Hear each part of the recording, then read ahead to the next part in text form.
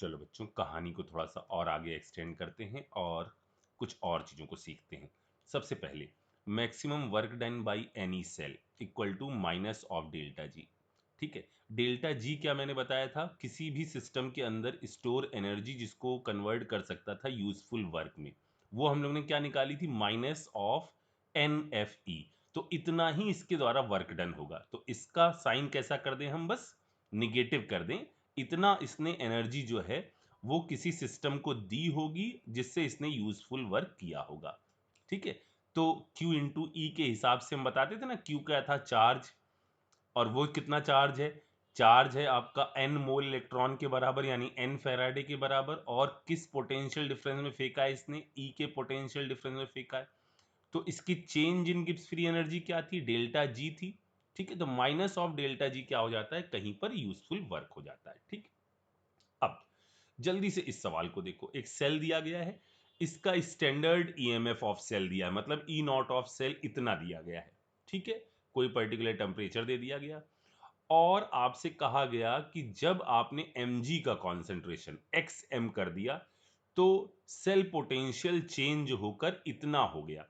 Cell potential change होकर इतना हो गया, तो ये कौन सा सेल पोटेंशियल दिया गया है? ऐसा सेल पोटेंशियल जो कॉन्सेंट्रेशन पर डिपेंड करता है।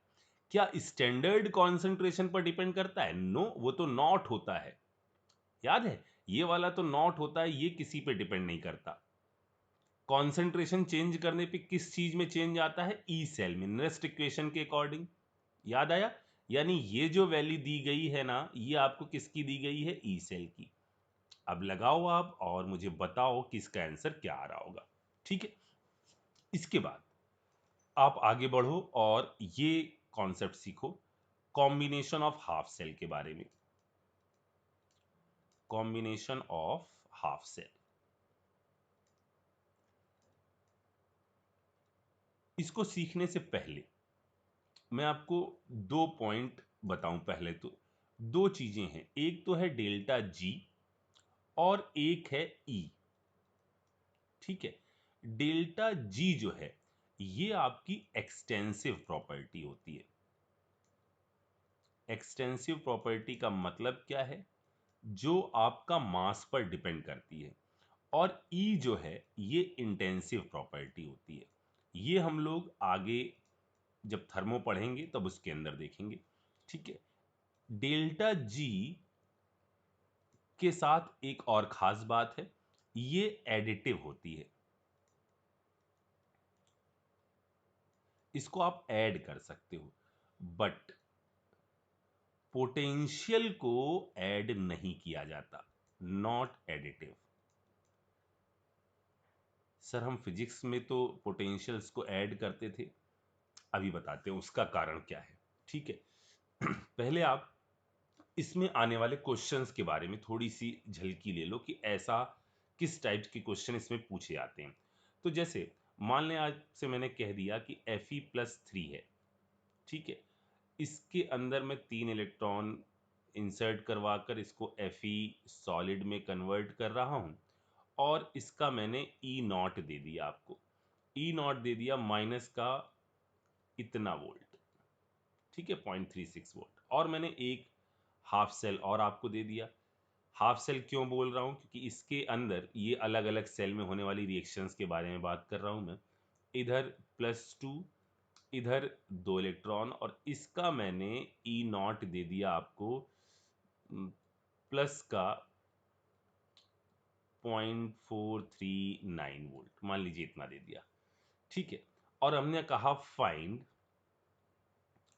ई सेल या ई नॉट ऑफ दिस Fe+3 से Fe+2, इसका ई नॉट बताइए। या ऐसे कह सकता हूं मैं कि इस रिएक्शन का ई नॉट बताइए। Fe+2 एक इलेक्ट्रॉन लेकर, Fe+3 एक इलेक्ट्रॉन लेकर बना रहा है Fe+2, इसका ई नॉट फाइंड करिए कि वो क्या आएगा। ठीक है, अब देखो बच्चों, आप दिमाग इसके अंदर ये लगा सकते हो कि ये दिया गया है, अगर मैं दोनों इक्वेशन को उठाकर सीधे सीधे जोड़ दूं तो इधर से Fe कटेगा, इधर से Fe कटेगा, और सीधे सीधे जोड़ने पर हमारी ये इक्वेशन आ जाएगी। देखो, इधर से ये कटा, इधर से ये कटा, 2 इलेक्ट्रॉन से 1 इलेक्ट्रॉन कटा, ठीक है। और यदि मैं इनको जोड़ दूं तो मुझे इस रिएक्शन का ई सेल मिल जाएगा, लेकिन इस तरह से करना पूरी तरह से गलत है। आप कभी भी क्या ऐड नहीं करवाओगे, पोटेंशियल ऐड नहीं कराओगे, आप एनर्जी ऐड कराओगे कि यहां जो एनर्जी है, यहां का जो डेल्टा जी है, इसका सम इस प्रोसेस का डेल्टा जी होगा, ठीक है। फिजिक्स में ऐसा इसलिए होता है क्योंकि वहां पर एक ही सेल लगा होता है और जिससे इलेक्ट्रॉन पूरे सर्किट में फ्लो हो रहा होता है। यानी इधर से 2 मोल इलेक्ट्रॉन गए, यही पूरे सर्किट में फ्लो हो रहे होते हैं, जिस कारण से वो एडिटिव होता है। मैं इस पर अभी 1 मिनट में पहले थोड़ा सा और आपको सिखा दूं, फिर मैं आपको बताऊंगा कि वहां क्या होता था और यहां क्या होता है। अच्छा, अब आपको क्या करना है, यहां का डेल्टा जी 1 नॉट निकालना है, यहां का डेल्टा G2 नॉट निकालना है, और डेल्टा G3 नॉट जो आपको पता करना है उसको सम कर देना है पहले वाले निकाले गए डेल्टा G1 नॉट से प्लस डेल्टा G2 नॉट से, ठीक है। अच्छा, डेल्टा G1 नॉट कितना होगा, इसमें इसका मल्टीप्लिकेशन नहीं होता, लेकिन जब डेल्टा जी निकालोगे तो क्या होती है उसकी वैल्यू, माइनस का N1F E1 नॉट, ये इसकी वैल्यू हो गई। इसका प्लस में इसकी वैल्यू क्या हो गई, माइनस ऑफ,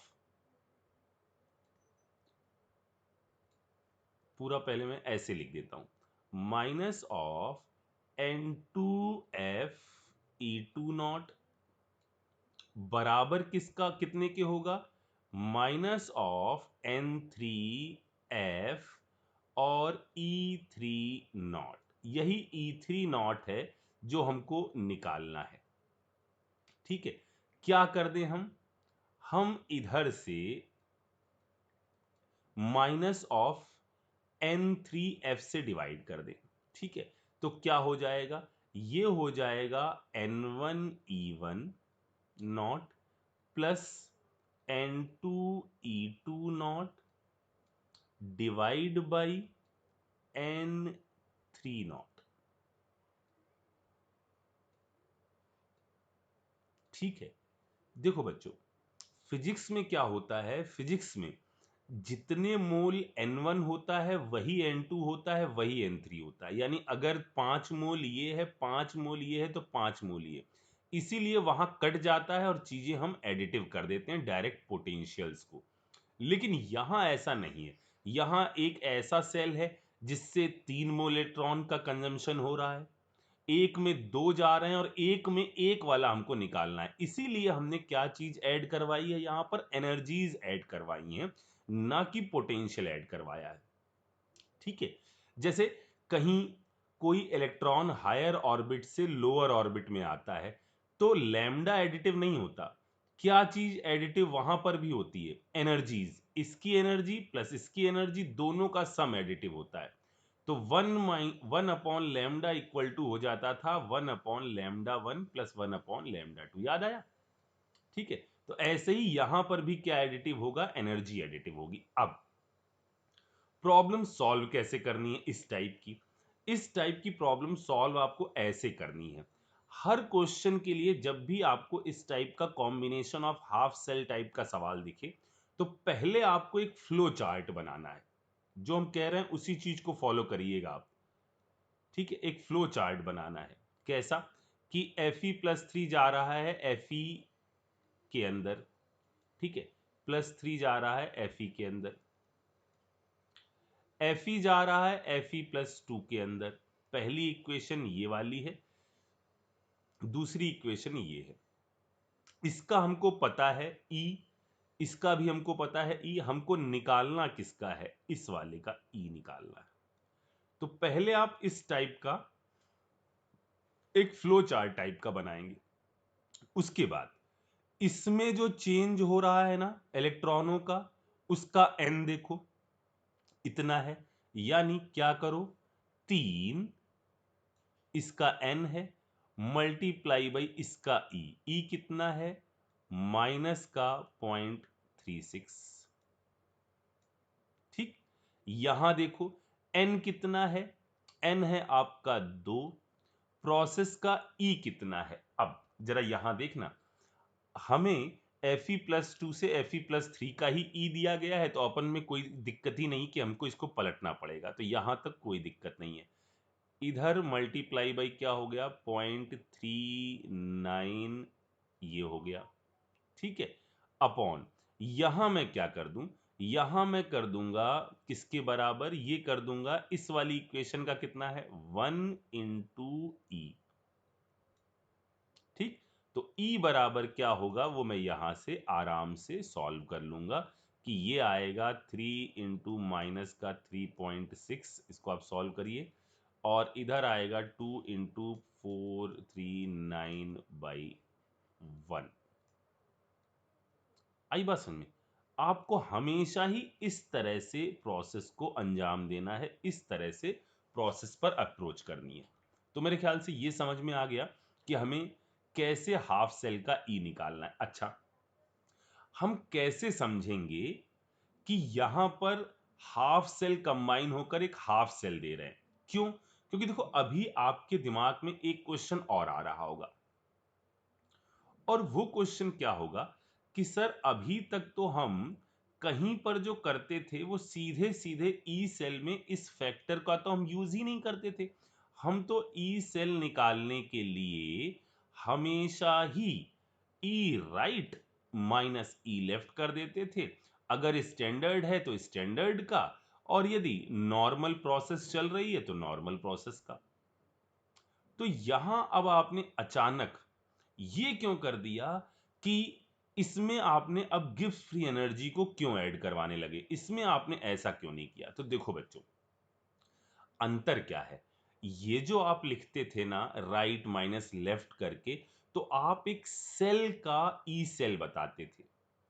एक सेल का ई सेल बताने का मतलब क्या था कि इधर ये रखा गया, इधर कोई दूसरा रखा गया, इधर से कुछ इलेक्ट्रॉन फ्लो हुए, ठीक है, फिर इधर दूसरा वाला रखा गया, इधर आपका SHE रखा गया, इलेक्ट्रॉन फ्लो हुए, समझ में आया? और आपने दोनों का राइट माइनस लेफ्ट निकाला, और आपने मेन सेल इक्वेशन लिखी। मेन सेल इक्वेशन जैसे मैं आपको एक एग्जांपल के तहत समझाऊं तो आपको समझ में आ जाएगा। जैसे इसको मैं ऐसे बोलता हूं, एक सेकंड लगेगा।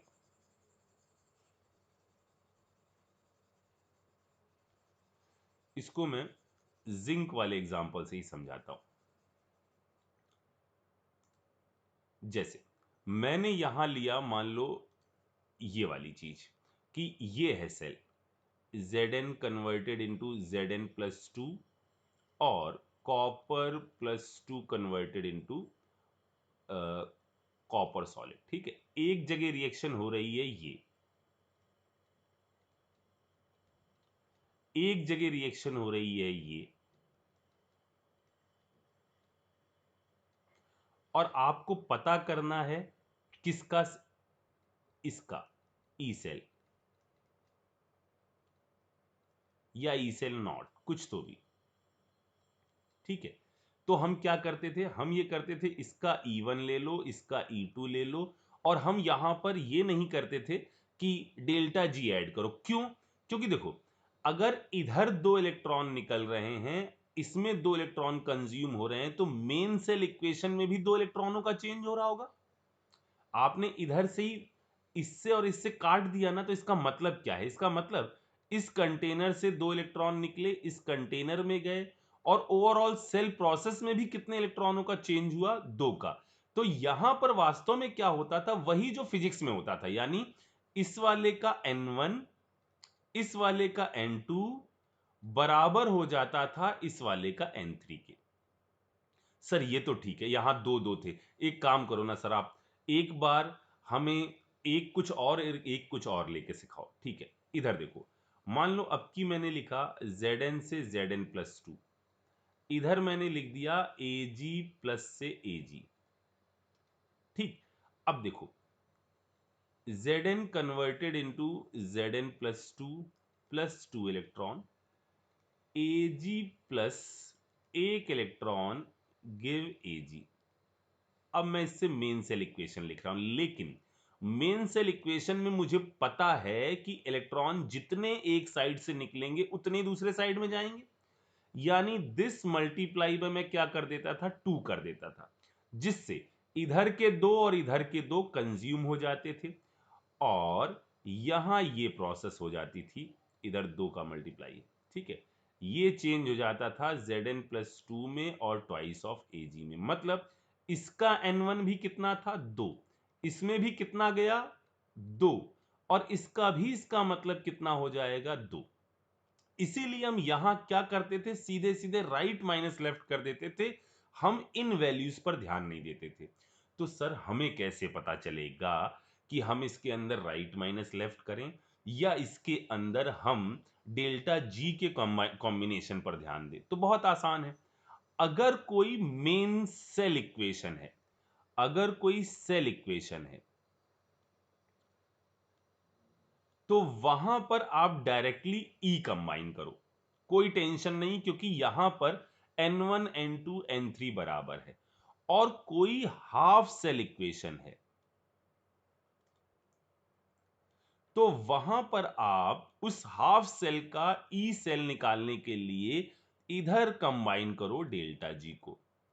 सर हमको कैसे पता चलेगा हाफ सेल है, या हमको कैसा पता चलेगा सेल इक्वेशन? इसको एक बार बता दो। देखो, सेल इक्वेशन यदि होती है ना, मेन सेल इक्वेशन, तो उसमें कोई इलेक्ट्रॉन नहीं दिखाई देता, मतलब इलेक्ट्रॉन ऊपर से हमने काट दिए होंगे, जितना चेंज आ रहा होगा वो सब में सेम होगा, यानी N1 equal to N2 equal to N3। लेकिन यदि किसी इक्वेशन के अंदर इलेक्ट्रॉन दिख जाएं, तो इसका मतलब वो जो है वो मेन सेल इक्वेशन नहीं है, वो आपका हाफ सेल इक्वेशन है। और ऐसे वक्त में आपको जो कंबाइन करना है वो डेल्टा जी को कंबाइन करना है। मेरे ख्याल से बात समझ में आ गई होगी। ठीक, चलिए थोड़ी सी और प्रैक्टिस करते हैं इसमें। सबसे पहले इसी टाइप का एक सवाल मैंने लिया है। स्टैंडर्ड रिडक्शन पोटेंशियल इसका दिया गया है, इसका दिया गया है इतना और इतना, और आपको स्टैंडर्ड रिडक्शन पोटेंशियल इस हाफ सेल का निकालना है। तो फर्स्ट ऑफ ऑल आप फ्लो चार्ट बनाएंगे, ठीक है।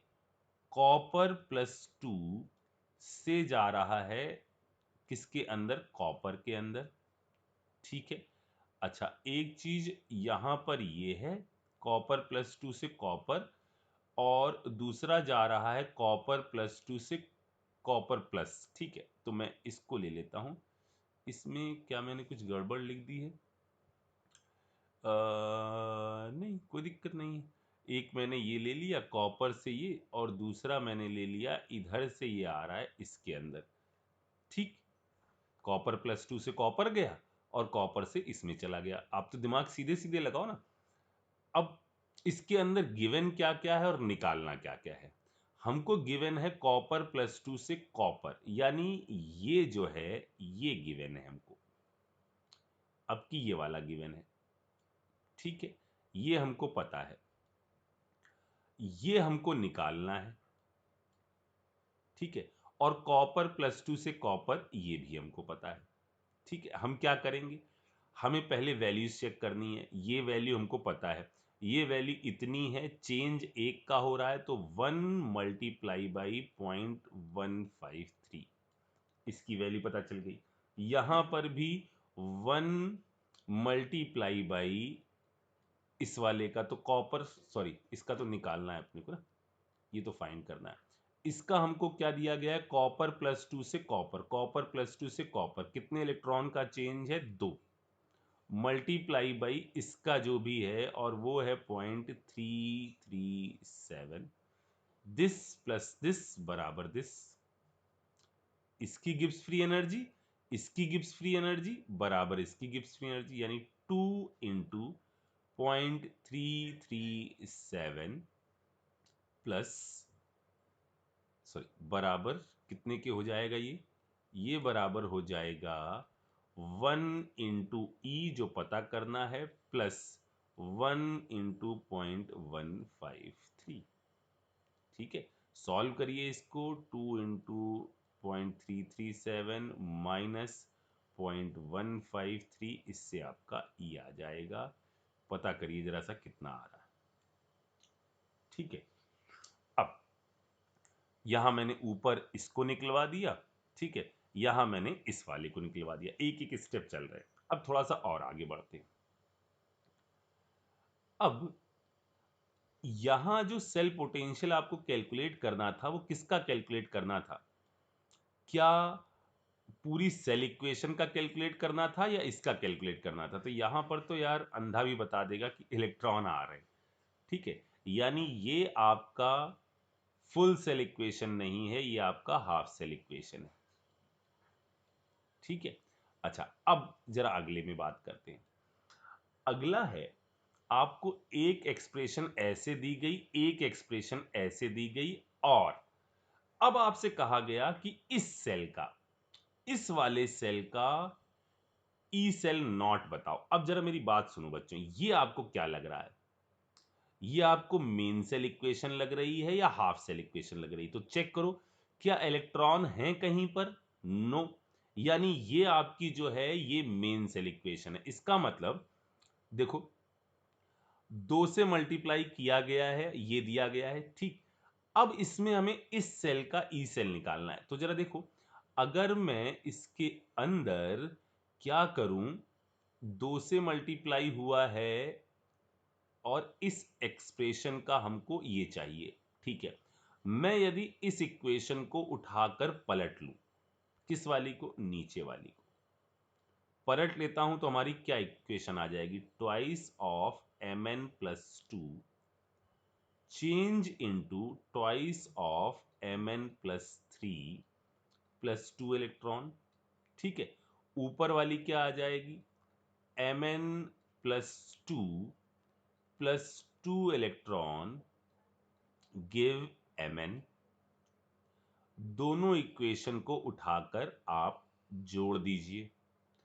2 से 2 कट गया, यानी ऊपर वाले में जो आपका 2 इलेक्ट्रॉन का चेंज है, इसके अंदर जो 2 इलेक्ट्रॉन का चेंज है, वही मेन सेल एक्सप्रेशन में होगा।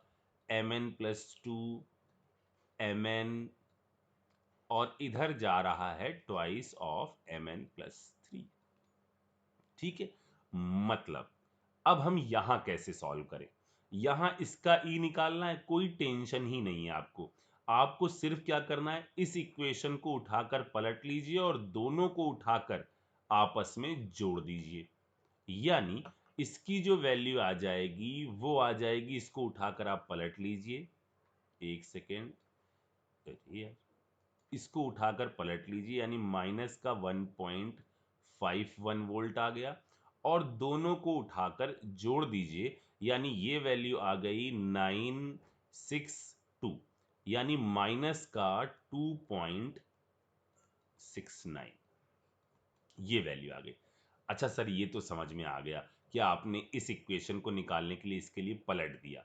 आप मुझे ये बताओ सर, हम लोग जो पहले करते थे वो भी तो यहां से आ जाना चाहिए। जो हम लोग पहले करते थे कि ई सेल, हमको इस सेल का ई सेल ही निकालना है, ई सेल नॉट ही निकालना है, तो हम राइट माइनस लेफ्ट क्यों नहीं कर सकते? बिल्कुल आप राइट माइनस लेफ्ट कर लो, कोई टेंशन नहीं, उससे भी सेम ही चीज आने वाली है। ठीक है, जैसे इन दोनों में पहले आप चेक करो। अब ये वाला भूल जाओ थोड़ी देर के लिए कि ये हमने कुछ पलटा वलटा है, वहां पलटने की जरूरत ही नहीं थी। ये भूल जाओ आप कि आपने कुछ पलटा वलटा है। आप तो देखो कि इन दोनों में, इसमें भी रिडक्शन हो रहा है, इसमें भी रिडक्शन हो रहा है, और आपको मेन सेल का ई सेल पता करना है। तो जो आप पहले करते थे, यानी राइट जिस पर रिडक्शन हो रहा हो 1.51, ठीक है, right minus minus of left. ठीक है, राइट माइनस ऑफ लेफ्ट, यानी माइनस ऑफ लेफ्ट में वैल्यू कितनी आ जाएगी? 1.8 वोल्ट, यानी आपकी वैल्यू आ जाएगी 2.69। क्यों? ये आपकी वैल्यू पॉजिटिव आई, यहां निगेटिव आई, क्यों ऐसा हुआ जरा देखो। यहां पर आपने इस पर करवाया है क्या, इसका आपने हर चीज बिल्कुल लॉजिकल करी है कि इसका ई सेल ज्यादा, मतलब इस पर हो रहा होगा रिडक्शन, यानी mn जो हो रहा होगा रिड्यूस हो रहा होगा +3, mn+2 में ये रिड्यूस हो रहा होगा, और mn जो है mn+2 में ऑक्सीडाइज हो रहा होगा। लेकिन यहां जो आपने ई सेल बताया है उसके अंदर तो उल्टा करा हुआ है, तो सर हम वहां पर कैसे याद रखेंगे? कोई दिक्कत नहीं है, आप इसके लिए भी एक जुगत निकाल लो कि आपकी मेन सेल इक्वेशन जो आपने लॉजिकली बनाई है वो क्या है। आपने लॉजिकली बनाई है कि इस पर हो रहा है रिडक्शन, तो हमने इस पर करवाया है reduction, twice of Mn+3+2 electron give Mn+2, इस पर हमने रिडक्शन कराया है। और दूसरे पर हो रहा है ऑक्सीडेशन, तो उसके अंदर हमने ऑक्सीडेशन कराया, क्योंकि हम हर चीज बिल्कुल सही लेकर चल रहे हैं। दोनों को उठाकर हमने जोड़ दिया, दोनों को जोड़ा, इलेक्ट्रॉन कटे, यहां आ गया twice of Mn+3 Mn give, एक मिनट, मैंने कहीं से 2 से मल्टीप्लाई नहीं किया क्या, यहाँ 2 है, ठीक है, यहां आ जाएगा 3Mn+2। यानी आपने लॉजिकली जो निकाला वो बिल्कुल सही सेल का निकाला जिसका वैल्यू 2.69 वोल्ट आ रही है। लेकिन आपसे इन्होंने ये नहीं पूछा है, आपसे इन्होंने ये पूछा है। तो जैसे आपकी मर्जी हो, आप राइट माइनस लेफ्ट चलना चाहें राइट माइनस लेफ्ट चल लें, लेकिन वहां देखने में आप ये देखें कि आप किस सेल इक्वेशन का निकाल रहे हैं। आप बिल्कुल अच्छे सेल का निकाल रहे हैं जो स्पॉन्टेनियस वर्किंग कर रहा है। फिर आप ये चेक कर लें कि उन्होंने क्या पूछा है, ऐसे कर लें, या चेक कर लें कि ये किसका पूछा जा रहा है, ये आपका मेन सेल इक्वेशन का पूछा जा रहा है, तो इसको ऊपर वाली इक्वेशन को मैनिपुलेट करके इस वाले पर पहुंच जाएं, जिसको जैसा किया है वैसा करते चले जाएं और उठाकर डायरेक्टली जोड़ दें, इससे पता चल जाएगा आपको।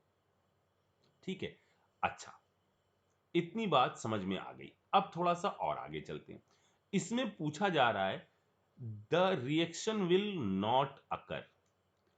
अब देखो, आपके सेल के हिसाब से आपने तो बिल्कुल सही चीज करी है, आपकी रिएक्शन तो अकर कर रही है, लेकिन इन्होंने जो रिएक्शन दी है उसका डेल्टा जी कैसा आ रहा है, इसका ई सेल कैसा आ रहा है, इसका ई सेल आ रहा है निगेटिव, ई सेल नॉट आ रहा है निगेटिव, कॉन्सेंट्रेशन पता नहीं है, तो यूनिटी मानकर हम ये कह देंगे कि डेल्टा जी जो आ रहा है वो आ रहा है पॉजिटिव।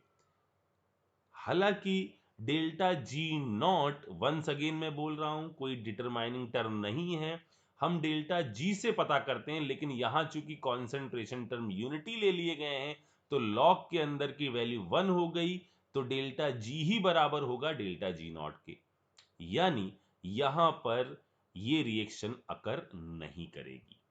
सही जवाब ये हो गया। ठीक है, यहां इन्होंने कह दिया माइनस है, अकर कर रही है, अपने आप ही गड़बड़ हो गया। समझ में आया? तो बिल्कुल कंफ्यूज नहीं होना है आपको, पलट कर करना है, पलट कर कर लीजिए, आपको राइट माइनस लेफ्ट करना है, आप राइट माइनस लेफ्ट कर लीजिए। बस एक चीज का ध्यान रखिएगा, ये राइट माइनस लेफ्ट आपने किसके लिए सीखा है? सेल इक्वेशन के लिए। अगर हाफ सेल इक्वेशन आ जाएगी तो आपको हमेशा ही कैसे प्रोसीड करना है? आपको हमेशा प्रोसीड करना है with the help of addition of delta G value.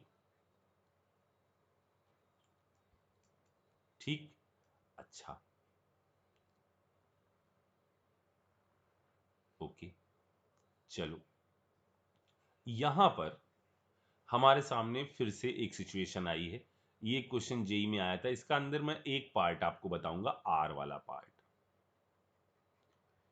ठीक है, हमको इस सेल का, किस सेल का? कॉपर +2 प्लस कॉपर, इसमें चेंज हो रहे हैं हम कॉपर प्लस में, इसका हमको पता करना है ई नॉट की वैल्यू। ठीक है, ओके, चलिए बात करते हैं हमको गिवन क्या क्या है। हमको गिवन है कॉपर +2, बिल्कुल ऊपर वाले की तरह है, से कॉपर, इसकी वैल्यू हमको गिवन है कितनी, 0.34 वोल्ट। अगला कॉपर प्लस कॉपर, इसकी वैल्यू हमको गिवन है कितनी, 0.52 वोल्ट। अच्छा, अब हमको कैलकुलेट क्या करना है, ये वाला कैलकुलेट करना है। तो आपको मैं फिर से दोनों मेथड के बारे में एक बार बात कर लूं ताकि कंफ्यूजन हट जाए। पहले ये जो एक्सप्रेशन लिखी है ये मेन सेल इक्वेशन है, इसलिए हमें डेल्टा जी वैल्यू पर लोड नहीं लेना है, ठीक है ना, वो अपने आप सब बैलेंस हो जाएगी। ये पहले तो दिमाग में सेट कर लीजिए। अब ये इक्वेशन बनानी है आपको। क्या कर दूं मैं, दोनों तरीके, एक बार मैं राइट माइनस लेफ्ट से भी सोचूंगा और एक बार मैं, अभी सीख रहे हैं अपन तो दोनों चीजें करते हैं, एक बार हम इक्वेशन बनाकर भी सीखेंगे। ठीक है, तो एक काम करते हैं, इस इक्वेशन को उठाकर पलट लेते हैं। तो यहां मैंने क्या किया, कॉपर +2, 2 इलेक्ट्रॉन गिव कॉपर, इसका ई नॉट की वैल्यू है 0.34 वोल्ट। ठीक है, दूसरे वाले में पलट लिया, ये है कॉपर प्लस और इधर आया एक इलेक्ट्रॉन, इसकी ई वैल्यू है माइनस का 0.52 वोल्ट। मेन इक्वेशन में इलेक्ट्रॉन है नहीं, काटने पड़ेंगे, इधर से मल्टीप्लाई कर दिया मैंने 2 से।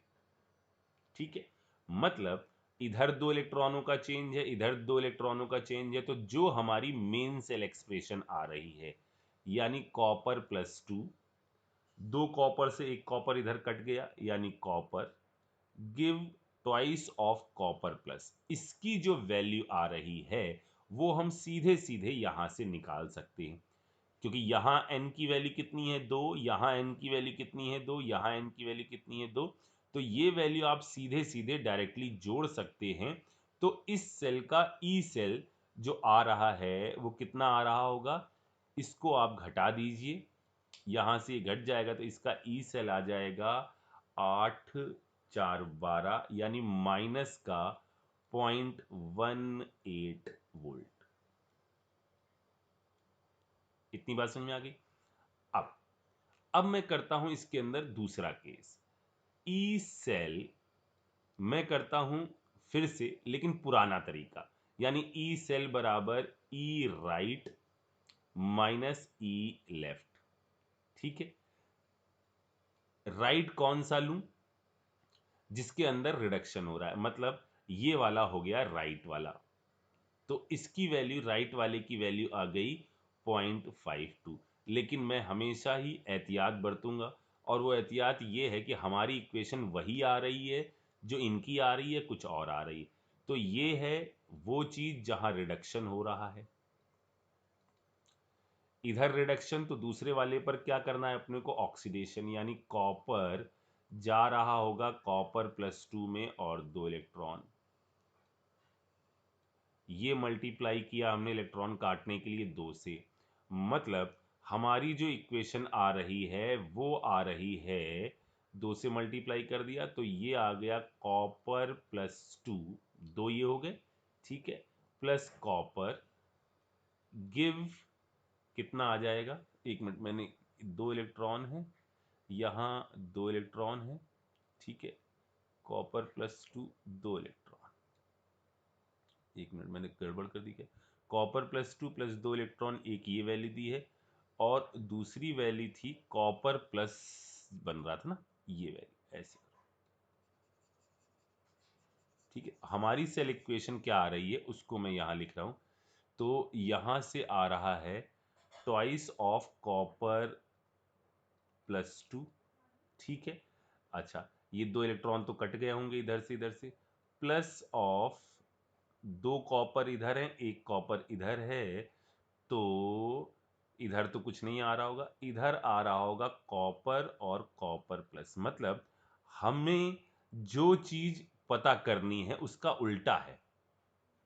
मैंने कुछ यहां पर फिर से कॉपर +2 है, एक सेकंड बच्चों, मैंने कुछ यहां लफड़ा कर दिया है, कॉपर +2 2 इलेक्ट्रॉन लेकर कॉपर में आ रहा है, ठीक है, और एक जगह पर है कॉपर, ये है, हमने उल्टा मल्टीप्लाई कर दिया है भाई। ठीक, एक सेकेंड, एक सेकेंड, सही से हमें जो दो वैल्यू दी गई हैं, कॉपर +2 2 इलेक्ट्रॉन गिव कॉपर, ये दिया गया है, ठीक है। यहाँ पर हमें क्या करना है, अच्छा हम तो अब सही वाली इक्वेशन लिख रहे हैं ना, राइट माइनस लेफ्ट कर रहे हैं कि राइट वाले में जो सही हो रहा है वही करना है अपने को, हम बार बार इधर देख ले रहे हैं। तो राइट में हमारा क्या है, ये वाला है जिस पर रिडक्शन हो रहा है, तो कॉपर प्लस एक इलेक्ट्रॉन लेकर बना रहा है कॉपर, ये रिडक्शन वाली इक्वेशन हो गई।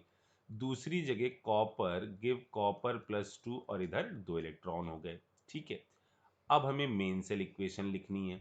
मेन सेल इक्वेशन में हमें इधर 2 से मल्टीप्लाई कर लेना है। 2 से मल्टीप्लाई करने पर इधर आ गया ट्वाइस ऑफ कॉपर प्लस, इधर 2 से इधर एक वाला कट गया, यानी इधर आ गया कॉपर और इधर आ गया कॉपर +2। मतलब आपकी जो एक्सप्रेशन आ रही है वो इनके पूछी गई इंफॉर्मेशन से, वो एक गड़बड़ इधर से हो गई थी, वो इनकी दी गई इक्वेशन से जस्ट रिवर्स आ रही। तो ये याद रखना, राइट माइनस लेफ्ट जब आप करोगे तो जो साइन आएगा उसको पलटना पड़ेगा। तो राइट माइनस लेफ्ट वैल्यू आ जाएगी कितनी, प्लस की 0.84 वोल्ट, और जो पूछी गई है उसको पलटना पड़ेगा, ठीक है ना। क्या ये सेल जो यहां लिखा हुआ है, ये जो मेन सेल इक्वेशन लिखी हुई है, क्या ये स्पॉन्टेनियस वर्किंग करेगी? तो सही जवाब होगा नो नो नो, क्योंकि इसका ई सेल कैसा आ रहा है, ये वैल्यू निगेटिव आ रही है, तो ये स्पॉन्टेनियस वर्किंग नहीं करेगी। आप सबको याद होगा, मैंने आपसे कहा था कि कॉपर प्लस जो है एक्वस सॉल्यूशन में एग्जिस्ट नहीं करता, वो डिस्प्रपोर्शनेट हो जाता है कॉपर +2 में और कॉपर में, क्योंकि इस सेल का ई सेल कैसा आता है, पॉजिटिव। जल्दी जल्दी आप इसमें मुझे मैचिंग करके दिखाओ, ऊपर ये वैल्यूज से मैचिंग करके दिखाओ, जल्दी मैचिंग करके दिखाओ। और अगला है फाइंड द इक्विलिब्रियम कांस्टेंट। आपको ये इंफॉर्मेशन दी गई है और आपको इस मेन सेल का क्या चीज बतानी है, इस मेन सेल का इक्विलिब्रियम कांस्टेंट यानी के की वैल्यू बतानी है। तो देखो यहां +2 से +3 है, कॉपर +2 से +1 है, यहां वैल्यू किसकी दी गई है, +2 और +3 वाली नहीं दी गई। तो पहले फ्लो चार्ट बनाकर इससे आप ये निकालना, +3 से +2 वाले का क्या आ रहा है, और फिर के इक्विलिब्रियम निकालना। ई नॉट पता चल जाएगा, ई नॉट पता है तो के पता है, ठीक है। जल्दी से टिप्स, फटाफट टिप्स।